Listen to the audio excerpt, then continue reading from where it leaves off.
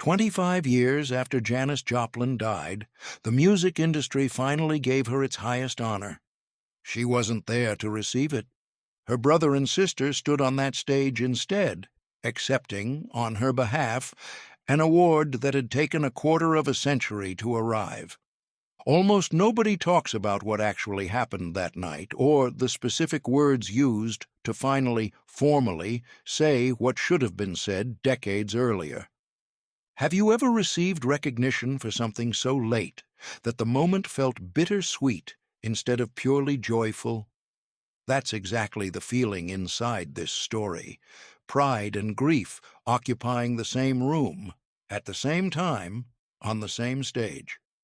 On January 18th, 1995, the Rock and Roll Hall of Fame held its induction ceremony in a hotel ballroom in New York City, later broadcast in an edited form on MTV.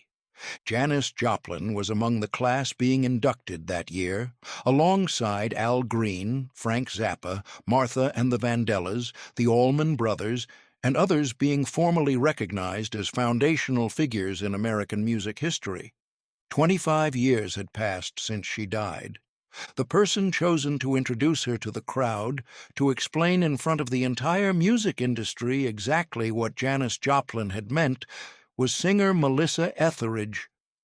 Etheridge's induction speech has survived as one of the most quoted, most precise descriptions of Janis Joplin's voice ever delivered publicly.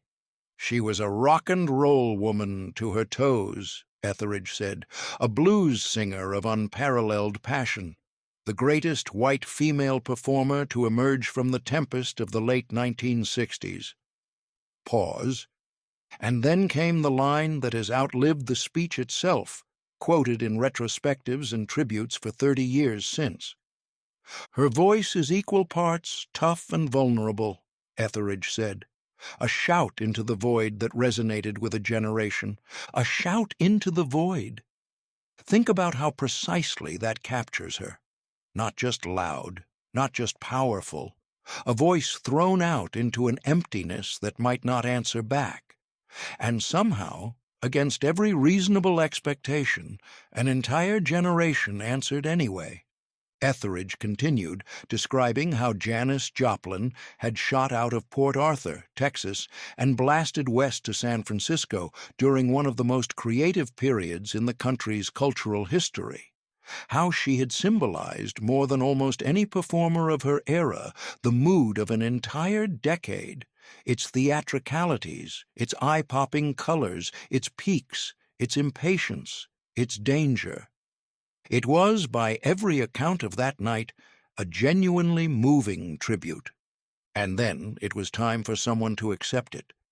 Janis Joplin's parents, Seth and Dorothy, were both still alive in January 1995, but it was her younger siblings, Laura Joplin and Michael Joplin, who walked up to that podium to accept the honor on her behalf.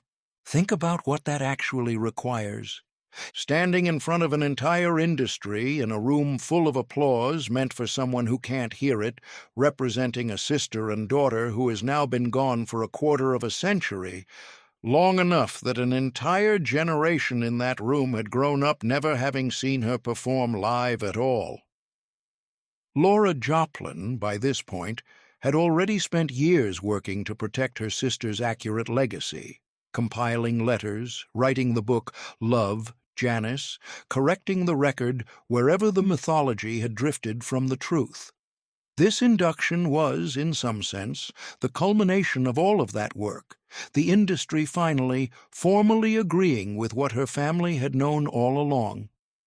If you've ever accepted recognition on behalf of someone who couldn't be there to receive it themselves, a parent, a sibling, someone gone too soon, I'd genuinely love to hear about that moment in the comments. I think it's one of the strangest, most complicated kinds of pride there is. There's a smaller, warmer detail from that same archive worth knowing. Songwriter Jerry Ragovoy, the man behind 5 of the songs Janis Joplin recorded, including Piece of My Heart, the song that first made her famous, and Cry Baby, laid down during the sessions for her posthumous masterpiece Pearl, was there too, sharing his own memory of first meeting her. And preserved in the Rock and Roll Hall of Fame's own archive is something almost nobody knows exists: a sheet of hot pink stationery in Janis Joplin's own elegant cursive handwriting, on which she had written out the lyrics to Cry Baby to use as a cheat sheet in the recording studio. A small, human, unglamorous object, a woman making sure she wouldn't forget the words to her own song. It sits in the museum's archive today, alongside the induction plaque itself, the formal recognition, and the handwritten proof of the work underneath it, displayed side by side. Janis Joplin was posthumously inducted into the Rock and Roll Hall of Fame in her very first year of eligibility, the earliest possible moment the institution's own rules allowed her to be considered. It would take until 1999 for the Hall to formally acknowledge, decades later, that there had been a real and lasting gender imbalance in who got inducted and when. She got there first, on the first try, 25 years after her death. Her voice, the one Melissa Etheridge described as a shout into the void, had, in fact, been answered, just not by her, by an industry, an audience, and 2 siblings standing where she couldn't. If this story gave you a new appreciation for the people who carry someone's legacy forward after they're gone, that's exactly what this channel exists to explore. Subscribing means you won't miss the next one. And if you know someone who's ever accepted an honor on behalf of someone they lost, send them this video. Subscribe. The next story goes somewhere nobody has taken you before.